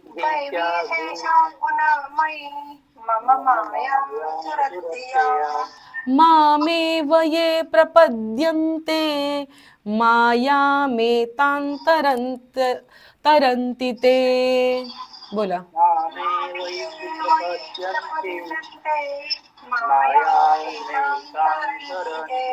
व्हेरी गुड. याचा अर्थ असा आहे की ही माझी त्रिगुणात्मिका दैवी माया, भगवंत म्हणतोय ही माझी माया आहे, त्रिगुणात्मिका दैवी माया तरुण जाण्यास दुस्तर आहे. जे मलाच शरण येतात तेच ही माझी माया तरुण जातात. भाविक हो, रामकृष्ण परमहंसांनी देवीची उपासना केली, स्वामी विवेकानंदांनी देवीची उपासना केली. जर तुम्ही बघाल ना, आत्ताचे जे कोणीही असतील, मग ते आदरणीय अनिरुद्ध बापू असतील, आदरणीय सद्गुरू असतील, हे सगळेजण ना कुठल्या तरी अंबेची उपासना करतात, हे कुठल्या तरी देवीची उपासना करतात. ती देवी कुठली आहे माहिती आहे का? ती देवी ही आहे, प्रकृती माता, त्रिगुणात्मिका देवी ही देवी आहे. कळतंय का तुम्हाला? आपण एका आरतीची सुरुवात करतो, त्रिगुणात्मक त्रैमूर्ती दत्त हा जाना. कळलं का? त्रिगुणात्मक देवी ही जी माया, दैवी माया तरुण जाण्यास दुस्तर आहे रे, अवघड आहे. म्हणून भजन काय म्हणतात लोक, वारकऱ्यांची छान छान भजन असतात बरं का. बऱ्याच वेळा ते अभंग नसतात कदाचित, पण अलीकडे ये मला पलीकडने पांडुरंगा, नदी भरली चंद्रभागा. अलीकडे कुठे ये? माझ्या संसारात ये. आणि पलीकडे कुठे ने? तुझ्या पंढरपुरास ने, म्हणजे तुझ्या लोकात मला ने. अलीकडे ये, या गुणांमधून मला पलीकडे ने पांडुरंगा. अरे नदी भरली चंद्रभागा, म्हणजे भव नदी ही भरून वाहतीये, मला ने पलीकडे. कळतंय का तुम्हाला? अत्यंत दुस्तर आहे ही भव नदी पार करणं. इतकी दुस्तर की आपण नेहमी त्या ऋषी मुनींचं नाव घेतो. दुर्वासा मुनी असतील, अनेक ऋषी मुनींचं आपण नाव घेतो. सगळं झालं हो, तपश्चर्या झाली, सगळं झालं हो, छोट्याशा गोष्टीने झाला मार खाल्ला ना. इतकं अवघड आहे ते, इतकी माया अवघड आहे. म्हणून रामकृष्ण परमहंस यांना एकाने प्रश्न विचारला त्यांच्या शिष्याने की तुम्ही रोज उपासना का करता? Now you have achieved your God. तुम्हाला तुमची देवी मिळालेली आहे, तुम्हाला तिचं दर्शन होतं, सगळे तुमचे लाडबीड करते, सगळं झालेलं आहे, मग का बरं तुम्ही त्यांची रोज रोज पूजा करायची? तर ते म्हणतात की ज्याप्रमाणे ते तुम्ही पितळेचं भांड, तुम्ही कास्याचं भांड असं साफ नाही ना केलं की ते घाण होतं, अगदी त्याप्रमाणे म्हणून रोज सकाळी उठून देव स्वच्छ धुवून त्यासमोर दिवा लावायचा. भले मला ज्ञान झालंय, भले मला कळले देव आकार रहित आहे, तरी सुद्धा त्या आकाराची पूजा करायची. कारण त्या दिवसासाठी आपण आपलं मन विचाररूपी कुंपणाने, सदविचाररूपी कुंपणाने आपण आपलं मन प्रोटेक्ट करून टाकतो. त्याच्यावरती आपण इसेन्स देतो, फ्लेवर देतो. ते महत्वाचं आहे. श्लोक क्रमांक 15 या. नमां दुष त त द इथे इथे बघा, आता कोणीतरी सेशन मध्ये आता बोलतंय ना, ते नवीन आहेत त्यांना म्हणून सांगते. नमा, मचा वरचा अनुस्वार आहे ना, त्याच्या पुढे अनुस्वाराच्या पुढचा शब्द आहे द, म्हणून इथे आपण लिस्ट लिहिलेली आहे. I think list me post नाही केले पण पहिल्या श्लोकामध्ये 12व्या श्लोकामध्ये त थ द ध न, तर त थ द ध न असतील पुढे त्या अनुस्वाराच्या पुढे, तर त्याचा उच्चार न असा होतो. ठीक आहे. तर मच्या वरती जो अनुस्वार आहे त्यापुढे द आहे म्हणून त्याचा उच्चार न होणार. नमान दुष्कृती नो मूढा. मूढा, आता जो हे विसर्ग आहे तो अर्धा बोलायचा, कारण पुढे प आहे. प फ क आणि ख असेल तर अर्धा बोलायचा, पोटाला हपका बसला पाहिजे. मूढा अर्धाच बोलायचा आहे, मूढा पूर्ण नाही बोलायचा. ठीक आहे. नमान दुष्कृतीनो मूढा प्रपद्यन्ते नराधमः. बोला, शेवटचा विसर्ग पूर्ण बोलायचा आहे. बोला.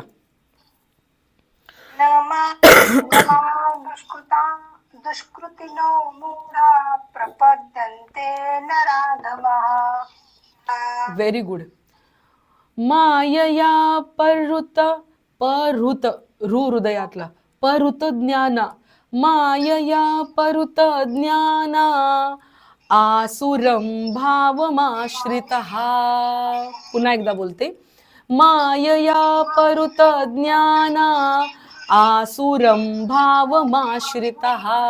बोला बोला. मायया परुत ज्ञाना आसुरं भावमाश्रितः. Very good. याचा अर्थ असा आहे की दुष्कर्मी, मूर्ख, अधम. आपल्याला हे शब्द वाटताना असं वाटत असेल की मी यातला एक पण नाहीये, विश्वास ठेवा माझ्यावर, हे आपलंच वर्णन आहे. दुष्कर्मी, मूर्ख, अधम असे मनुष्य मायेने ज्ञान नष्ट झाल्यामुळे आसुरी मार्गाचा अवलंब करतात आणि मला शरण येत नाही. तुम्ही म्हणाल ताई कसे काय तुम्ही बोलता आम्ही दुष्कर्मी आहोत, आम्ही मूर्ख आहोत, आम्ही अधम आहोत? तुमच्या घरी ज्ञानेश्वरी नाही, मूर्ख आहे. आपण स्वतःला श्रेष्ठ समजतो, अधम आहे. काही अर्थ नाही आहे. रात्रीचं उठून खाऊ नये आपल्याला कळतं, गोड खाऊ नये आपल्याला कळतं, साखर आपल्यासाठी वाईट आहे, चहा आपल्यासाठी, दुधाचा चहा आपल्यासाठी अत्यंत वाईट आहे, तरी आपण पितो. मूर्ख आहोत आपण, मूर्ख आहोत. आपल्याला मराठी येते, आपल्याला संस्कृत पण येतं, तरी पण वाचताना आपण घाई करतो. मूर्ख आहोत आपण सगळेच त्याच्यामध्ये आहोत. मी पण त्याच्यातच आहे. म्हणून आपली नाही झाली सुटका. पक्क लिहून घ्या. संसारामध्ये कोण कुठे हे नाही सांगता येणार, पण परमार्थामध्ये या सेशनमध्ये पक्क निश्चित करून घ्या, आपण हे आहोत. दुष्कर्मी, मूर्ख, अधम असे मनुष्य मायेने ज्ञान नष्ट झाल्यामुळे आसुरी मार्गाचा अवलंब करतात. कितीही कळलं तरी आम्ही चहाच भसाभसा पीत बसतो. कितीही कळलं तिकडे जाऊ नये तरी आम्ही मूव्ही थिएटरमध्ये जातोच. कितीही कळलं की असे कपडे घातल्याने माझ्या मनातले भाव बदलणार आहेत तरी आम्ही घालतोच. आम्हाला दाखवायचं असतं दुसऱ्यांना आम्ही किती श्रेष्ठ आहोत, आम्ही पण किती मॉडर्न आहोत. आपण सगळे या कॅटेगरीमध्ये येतो आणि भगवंत म्हणतो ते सगळे आसुरी मार्गाचा अवलंब करतात आणि मला शरण येत नाही. आपण खोटं बोलतो वरून की आपण भगवंताला शरण गेलोय, पण आपण खूप खोटारडे आहोत. आपण नाही आहोत भगवंताला शरण, आपण स्वतःलाच शरण आहोत. एखादी बाई बोलेल, एखादी स्त्री बोलेल मी माझ्या नवऱ्याला शरण आहे. नाही, तू नवऱ्याला पण शरण नाहीयेस. रात्री झोपेमध्ये जर नवरा म्हणाला उठ ग जरा पाणी देतेस का, ती म्हणाल झोपा तिकडे तुम्ही. झोपेत असताना ज्यावेळेस आपण कॉन्शियसनेसमध्ये नाही ना, त्यावेळेस आपल्याला आपणच महत्वाचे असतो. दिवसभर लेकरू प्रिय आहे मला, माझ्या लेकराला मी अशी घेते, अशी पप्पी घेते, तशी पप्पी घेते, त्याला जरा काय त्यांनी शी केली की जाऊन धुते, किती पण वाटलं तरी मी किती वेळा उठू शकते, काम करताना उठू शकते.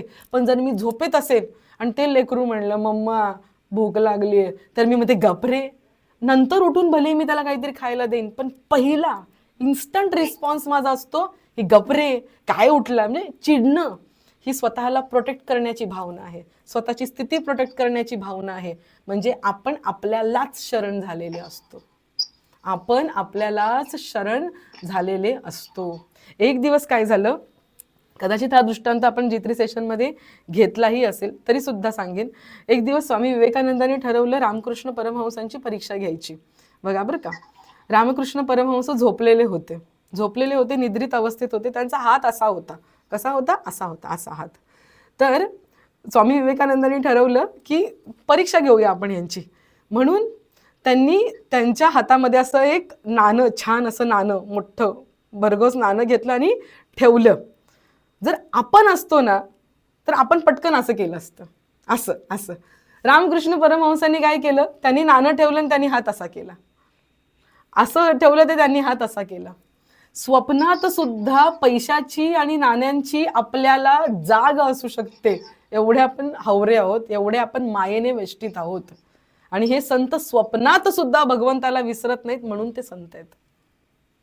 लक्षात घ्या, इतकं हे मायावेष्टित जगत आहे. ह्याच्यावरती बोलण्यासारखं म्हणजे एक एक एक एक माऊलींची ओवी उलगडून सांगण्यासारखी आहे. मी तुम्हाला आज म्हणाले, एवढंच नाही, मी त्या ओव्यांना ना नोट्स करून आणलेले आहेत, आपण परत घेऊया. म्हणजे ओवी सूत्र स्वरूपामध्ये पटापट मी ते लिहून काढली, पण ते बोलायला तेवढा वेळ नाही. आपण पुढच्या वेळेस घेऊया. पुढच्या वेळेस आय थिंक नवीन हे न घेता आपण हे करण्याचा प्रयत्न करूया. कोणी गैरहजर राहू नका. आपल्यातलं जे पापात्मक पाप असतं ना, किंवा पापात्मक पुण्यात्मक पाप बोलूया, चला तुम्ही पुण्यवान, पुण्यात्मक ते पाप असताना आपल्याला असं वाटतं, मला सेशनच्या पूर्वीच वाटलं, जे लोक वाचतील ना ज्ञानेश्वरी घेऊन या, ते म्हणतील ताई आज काय ज्ञानेश्वरीच्या ओव्याच सांगणार आहे, चला आज मारूया गुट्टी आपण. ज्ञानेश्वरीच्या ओव्या काय वाचून हे करणार, काय करणार, असं वाटू शकतं. हे आपल्यातलं पुण्यात्मक पाप आहे, लक्षात घ्या, वाटू शकतं. कीर्तनाला अरे पहिली पंचपदी असते ना, ते महाराज बोलायला लागले की मग आपण जाऊ, पुण्यात्मक पाप आहे. हो, लक्षात घ्या, लिहून घ्या. पदोपदी पदोपदी मोठ्या मोठ्या गोष्टींकडे जायची गरजच नाही. आपण सामान्य आहोत, आपल्या चुका पण सामान्य आहेत. कळतंय का? कशाला 3 अगरबत्त्या, एकच अगरबत्ती बस आहे देवाला, असा कोण येतंय वास घ्यायला इकडे, पुण्यात्मक पाप आहे. विषय लक्षात घ्या. आजच्या गोष्टीकडे येते मी पटकन आणि क्षमा मागेन. हा, आणि काय असतं की पहिलं भजन होईपर्यंत, कीर्तनाचं पहिलं भजन होईपर्यंत कुणी येत नाही. मला विचारा ना, तुम्ही मला विचारा ना, काय अवस्था आहे ती मला विचारा ना, कोणी येत नाही. सो आपण आजच्या गोष्टीकडे जाऊया, पटकन गोष्ट संपवूया. सुंदर गोष्ट आहे.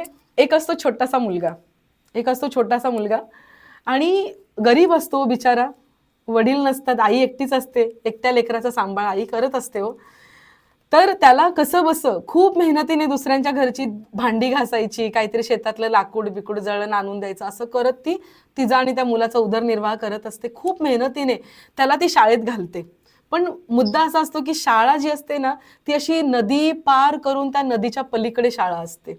म्हणून ती आई त्या मुलाला शाळेत घालते ॲडमिशन घ्यायला, म्हणजे तिथे न्यायला त्याला नदी पार करून कसे बसे 2 जण जातात. असं छोटीशी नदी, प्रवाह कमी असतो, जाते, त्याला सोडते. जंगलाचा वगैरे रस्ता असतो, खडतर रस्ता असतो. पहिल्या दिवशी सोडते त्याला आणि सांगते आता माझ्या मुलाचं इथे शिक्षण होऊ द्या बरं. तो मुलगा पण म्हणतो ठीक आहे आई, मी रोज येईन आणि मी शिकेन इकडे. पहिला दिवस जातो, दुसऱ्या दिवशी पण त्याला सवय व्हावी म्हणून त्या मुलाचा हात धरते, त्याला शाळेत सोडते. आता 3रा दिवस येतो, तो मुलगा म्हणतो चल आई आता शाळेत जाऊया. आई म्हणते नाही बाळा, रोज मला तुझ्या बरोबर यायला जमणार नाही. जर मी कमवलं नाही तर आपण खायचं काय सांग बघू, त्यामुळे रोज मला तुझ्यावर यायला जमणार नाही, तू आपला तुझा जा. तो म्हणतो आई एवढा तो जंगलाचा रस्ता, एवढी ती नदी, आई मी कसा जाऊ, किती मला भीती वाटते, तू बरोबर असली तरी भीती वाटत असते मला, मी कसं जाऊ तू सांग. आई म्हणते घाबरू नका रे, गोपाल दादाला बोलव. तो म्हणतो कोण गोपाल दादा? आई म्हणते अरे आपण रोज त्याची पूजा करतो ना, तोच गोपाल दादा. आता आईला वाटतं की काय सांगावं, मनातली भीती त्याच्या कमी होईल, म्हणून आई सांगते काय नाही गोपाल दादाला बोलव. तो मुलगा जातो. 3ऱ्या दिवशी आता तो चाललाय शाळेला चाललाय. जंगलामधून भीती वाटते, किर्र आवाज येत असतो, लांब कुठेतरी कुठलं लाकूड जरी तुटलं तरी त्याच्या मनामध्ये दबक बसत असते. असा तो घाबरतो आणि घाबरल्यानंतर त्याच्या तोंडातून पटकन आवाज निघतो गोपाल दादा. आईने सांगितलेलं असतं गोपाल दादाला बोलव, त्याच्या तोंडातून आवाज निघतो गोपाल दादा. तसा तो आकाशामधून मोरपीस लावलेला छानसा सावळासा कृष्ण, जो त्याच्यापेक्षा थोडासा वयाने मोठा आहे, तो येतो ना त्याच्या समोर. बोल बोल काय झालं? तो म्हणतो, गोपाल दादा भीती वाटते रे, पलीकडे जायचंय, चल ना मी तुला घेऊन जातो. धरतो त्याचा हात आणि जातो पलीकडे. शाळा सुरू होते अशी, रोजचा दिनक्रम. जरा काय झालं हाक मारायची, गोपाल दादा, की गोपाल दादा यायचा. 5-6 दिवसांनी आईला वाटतं की लेकरू काही कंप्लेंट करेना, तक्रार करेना, काय झालं नेमकं, काय झालंय का काही. म्हणून ती म्हणते, काय रे जातोच ना नीट शाळेत, भीती भीती नाही ना वाटत? तो म्हणतो, काय ग आई, तूच तर म्हणली गोपाल दादाला बोलव. येतो गोपाल दादा, मी जातो रोज गोपाल दादाला घेऊन. आता आईला वाटतं तिला कुठे एवढ्या वेळा भांडी बिंडी घासून थकलेली आई, जेवण करायचंय. ती म्हणते, ठीक आहे, असेल कोणीतरी, काहीतरी असेल, घाबरत नाही ना, रोज शाळेत जातोय ना, हे महत्वाचं. असं करता करता अख्खं वर्ष संपतं. आणि वर्ष संपल्यानंतर तिथे आता वेळ येते, जुन्या काळात गुरुदक्षिणा द्यायची ना, आता सरांना फी द्यावी लागेल, गुरुजींना फी द्यावी लागेल. तो आईला म्हणतो, आई गुरुजींना आता गुरुदक्षिणा द्यायची आहे, काहीतरी दे मला गुरूंना द्यायला. आई म्हणते, आपण एवढे गरीब आहोत रे, काय द्यायचं आपण, आपला हात जोड, त्यांना नतमस्तक हो, त्यांची तू धन्यवाद मान, एवढं करून आपला घरी काय आहे आपल्याकडे द्यायला. तो म्हणतो, असं कसं गाई, काहीतरी दे ना. ती म्हणते, नाहीये माझ्याकडे काही, मी कुठून देऊ तुला. पोरग निघतं, रोज जंगलातनं जसं जात असतं तसं आजही जातं. आणि मनामध्ये खिन्नता असते की माझ्या गुरूंना काहीतरी द्यायचंय. मग तो असाच येतो मध्ये, म्हणतो, गोपाल दादा. तसा गोपाल दादा परत येतो, पुन्हा मोरपीस, पुन्हा तो श्यामवर्ण, आणि छान हसणारा गोपाल दादा बघून त्याला आनंद होतो. पोराचं तोंड पडतं लगेच. गोपाल दादा म्हणतो, काय झालं रे? तो म्हणतो, काही नाही रे, गुरूंना दक्षिणा द्यायची, गुरूंना द्यायची दक्षिणा, पण आईने दिलं नाही काही. गोपाल दादा म्हणतो, तू बोलायचंच ना आईला दे काहीतरी. तो म्हणतो, नाही आमच्याकडे काही द्यायला. तर तो म्हणतो, आता काय करायचं? गोपाल दादा म्हणतो, ठीक आहे, जा आता गुरुजींकडे जा, त्यांचे जसं आई म्हणली तसं त्यांच्या पायावर डोकं ठेव आणि धन्यवाद मान. तो मुलगा म्हणतो, तो लेकरू म्हणतो, आईकडे काय नाहीये गोपाल दादा, पण तुझ्याकडे तरी काहीतरी असेल, दे तू. तसं गोपाल दादा काय करतो, एक एवढीशी वाटी त्या लेकराच्या हातात बसेल एवढीच वाटी गोपाल दादा देतो. दूध भरून देतो वाटी, दूध भरून ती वाटी देतो. आणि ते लेकरू ती दुधाची वाटी घेऊन आता तो खुश होतो, काहीतरी आहे ना माझ्याकडे आज गुरूंना द्यायला, ते महत्वाचं आहे. ती वाटी घेऊन तो गुरूंसमोर येतो. जसा तो शाळेमध्ये पाऊल ठेवतो त्याला कळतं, कोणी गव्हाचं पोतं आणलंय, कोणी तांदळाचं पोतं आणलंय, कोणी गोळाच्या ढेपा आणलेत, कोणी काय काय आणले, अरे बापरे, कोणी नाणी आणलेत, कोणी वैरणीच्या पेंड्या आणलेत, कोणी गाय आणले, आणि मी एवढंच घेऊन आले. रांगेत सगळ्यात शेवटी लागतं, सगळ्यात शेवटी. असू दे, आपण सगळ्यात शेवटी जाऊ, आपलं थोडंसंच आहे. सगळ्यांचा नंबर झाल्यानंतर गुरुजी त्याला म्हणतात, काय रे काय आणलंस? आता तो जातो पुढे, तेवढीशी वाटी घेतो आणि म्हणतो, मी हे आणलं. सगळी पोरं हसायला लागतात, हे बघा ह्याने काय आणलं, एवढंसं ह्याने आणलं. गुरुजी म्हणतात, स्वतःच्या भार्येला म्हणतात की ये ग, एखादं भांडं घेऊन ये, ह्याने दूध आणलंय. ती त्यांची पत्नी येते, गुरुमाता येते एक वाटी घेऊन. ती वाटी सुद्धा त्या वाटीपेक्षा मोठी असते, दुधाच्या वाटीपेक्षा. ती गुरुमाता मोठी वाटी आणते, समोर ठेवते. गुरुजी दूध ओततात, गुरुजी दूध ओततायत, पहिली वाटी भरून जाते. गुरुमातेला वाटते की दुसरा टोप घेऊन यावा. ती टोप घेऊन येते, टोपही भरून जातो. तिसरा टोप, चौथा टोप, घरामध्ये असणारी सगळे ड्रम भरतात, सगळे टोप भरतात. आणि ती वाटी अशी आहे, त्यातून दूध पडतच राहतं.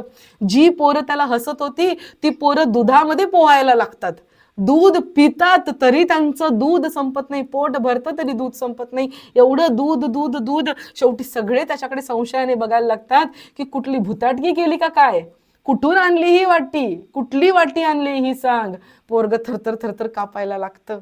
ते म्हणतं, नाही हो, माझ्या गोपाल दादानी दिली. तसे सगळे म्हणतात, कुठे गोपाल दादा? ते पोरग म्हणतं, रानामध्ये असतो माझा गोपाल दादा, जंगलामध्ये असतो, रोज मला भेटतो. तसे सगळे म्हणतात, चल आम्हाला दाखव कुठे. गुरुजींपासून सगळी पोरं येतात बघायला गोपाल दादा कुठे. ते म्हणतात, बोलव तुझ्या गोपाल दादाला. तो मुलगा जोर जोराने हाका मारायला लागतो, गोपाल दादा, गोपाल दादा, गोपाल दादा. पण आज काही बासरी वाजेना, आज काही मोरपीस दिसेना, आज काही गोपाल दादा येईना. पोरग रडकुंडीला येतं. आता मला खोटं पाडू नको गोपाल दादा, आतून आकाशवाणी होते की आलो असतो तुझ्या समोर, मी आलो असतो, पण तुझ्या चित्तातला भाव जो आहे तेवढा शुद्ध भाव ह्यांचा नाही. तुझ्या चित्तातला भाव आहे तो तेवढा शुद्ध भाव मुलांचा नाही, गुरूंजी सकट कोणाचा नाही, म्हणून मी येऊ शकत नाही. संपला दृष्टांत. जिथे भाव शुद्ध असेल, ज्याच्या कोणाच्या मनात प्रश्न येईल ना आता की खरंच येईल का गोपालदादा, त्याला गोपालदादा नाही भेटणार, नाही भेटणार. खरंच येईल का असा जिथे भावाला, त्याला नाही भेटणार. अत्यंत कठीण प्रसंगी आपण असू ना, अत्यंत कठीण प्रसंगी सगळ्या जगाने पाठ फिरवली, जग मदतच करू शकत नाही आता, त्या क्षणी आपण जरी नाव नाही ना घेतलं तरी एक थिया मनाने मांडलेला असतो की आता तूच यायला लागेल, मला कुठून नाही, मला इथूनच मदत मिळणार. छातीवर हात ठेवून सांगा तेव्हा तेव्हा मदत मिळाली की नाही बघा. हो मिळाली. मिळाली, प्रत्येकाला मिळाली. भगवंत भगवंत भगवंत भगवंत विश्वासाच्या भावनेत आहे, भगवंत प्रेमाच्या भावनेत आहे, भगवंत मूर्तीमध्ये नाहीये. एखाद्याला वाटू शकतं देवासमोर फुलं वाहणं म्हणजे आपण भगवंताचे लाड आपण करतोय, आपल्या मनातल्या भगवंताचे, त्याचे नाही करत आहे आपण. भगवंत भावनेमध्ये साठलेलं आहे. आणि कधीही बघा आयुष्यामध्ये कितीही संकट येऊ द्या, आता तर अशी लोक आहेत ना आजूबाजूला मदत करू शकतात तरी मदत करत नाहीत. अशा वेळेत कुठे बघू नका, कुठेच बघू नका, फक्त भगवंताकडे बघा. देवाला सांगू नका, भगवंताला सांगू नका की भगवंता माझी संकट किती मोठी आहेत, त्या संकटांना सांगा माझा भगवंत किती मोठा आहे. तुमची काय गत आहे याच्यासमोर? कोण आहात तुम्ही? तुमची काय गत आहे? माझा भगवंत किती मोठा आहे. आणि एकच सांगेन, नको खेद करू कोणत्या गोष्टीचा, पती लक्ष्मीचा जाण तसे. काहीही नाही, हे वाक्य माझ्या काळजावर कोरलेलं आहे, सातारकर महाराजांच्या कीर्तनात ऐकलेलं. नको खेद करू. लहान होती, कळतही नव्हतं काही, कसला अभंगन कसले बुवा काही कळत नव्हतं, तेव्हापासून हे वाक्य लक्षात आहे. नको खेद करू कोणत्या गोष्टीचा, पती लक्ष्मीचा जाणत असे. कोण्याही जीवाचा न घडो मत्सर. आणि तुझं ते आता अभंग 2-3 माझे मिक्स झाले, सॉरी, थोडस इंटलेक्ट वरती नाहीये. बरोबर बरोबर बरोबर. फुटती तरुवर उष्ण काळ मासी, जीवन तयासी कोण घाली. आणि तो भगवंत तरुवर, जे दगडावरती येणाऱ्या तरुवरांना सुद्धा जो जीवन घालतो तो तुला मोकलेला असं आहे का रे? तो भगवंत आपल्याला कधीच मोकलू शकत नाही. कधीच असं म्हणू नका की मी हे संकट सॉल्व्ह करून दाखवेन, मी ही गोष्ट सॉल्व्ह करून दाखवेन. नेहमी म्हणा देवा तू करून टाक, चल करून टाक, करून टाक. कर्म आपणच करायचंय पण करून टाक, त्याला यश येणार आहे, लक्षात घ्या. त्या प्रत्येक गोष्टीला यश येणार आहे. कृपेच्या जोरावर ज्या ज्या गोष्टी होतात ना, त्या गोष्टी तुमच्या माझ्या ताकदीवर कधीच होऊ शकत नाहीत, कधीच होऊ शकत नाही. एक भगवंताची कृपा असेल ना, काहीही घडू शकतं, काहीही घडू शकतं. पण त्याला आपल्या कर्तृत्वाची जोड असलीच पाहिजे, असलीच पाहिजे. जर बिना कर्तृत्वाची श्रद्धा म्हणजे अंधश्रद्धा आहे, लक्षात घ्या. बिना कर्तृत्वाची श्रद्धा म्हणजे आळस आहे, अंधश्रद्धा आहे. श्रद्धा कशी असली पाहिजे? कर्तृत्वाने भरलेली असली पाहिजे, पण भाव मात्र समर्पकतेचा असला पाहिजे, समर्पणाचा असला पाहिजे. अशी ही सुंदर गोष्ट आपल्याला भरपूर काही शिकवते. आय होप की आजचा जो श्लोक आहे निदान मम माया दुरत्तया असं जे म्हणतोय भगवंत, त्याच्या आपण थोडं तरी एखादा भाव आपल्या मनात जागृत झाला असेल. कोणाला काही बोलायचं असेल तर तुम्ही बोलू शकता. येस, बोला ना गणेश दादा.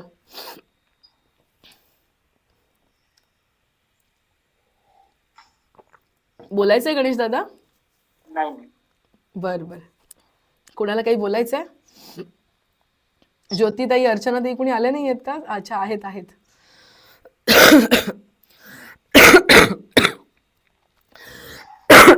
सॉरी. ठीक आहे, जर कोणाला काही बोलायचं नसेल, आज सगळे शांत आहेत. ठीक आहे, मी असं समजते की कोणाला काही बोलायचं नाही. नंतर कोणाला काही बोलायचं असेल तर तुम्ही ग्रुपवर लिहा, पर्सनलला मेसेज करू शकता. झालेली सेवा आपल्या सर्वांच्या अंतःकरणामध्ये स्थित असलेल्या भगवंताच्या चरणी अर्पण करते. आणि उत्तरायण, मकर संक्रांत वगैरे बोलायचं आपलं राहिलं, विषय विषय विषय सगळा पुढे पुढे पुढे गेला. असो, बोलूया आपण रोज भेटतोय, पुढच्या आठवड्यातही भेटूया. पुंडलिक वरदे हरी विठ्ठल श्री ज्ञानदेव तुकाराम पंढरीनाथ भगवान की जय. माऊली ज्ञानेश्वर महाराज की जय. जगद्गुरु तुकाराम महाराज की जय. अकल्पायुष्य भावे तया कुळा माझी या सकळा हरीच्या दासा. कल्पनेची बाधा न हो कोणे काळी ही संत मंडळी सुखी असो. अहंकाराचा वारा न लागो राजसा माझ्या विष्णुदासा भाविकासी. नामा म्हणे तया असावे कल्याण ज्या मुखी निधान पांडुरंग. मागणे ते एक तुझ प्रती आहे देशील तरी पाहे पांडुरंगा. या संतांसी निरवी हेची मज देई आणिक दुजे काही न मागो देवा. तुका म्हणे आता उदार तू होई मज ठेवी पाळी संतांची या. पुढती पुढती पुढती या ग्रंथ पुण्य संपत्ती सर्वाभूती सर्वा सुखी संपूर्ण होईजे. हरये नमः हरये नमः हरये नमः.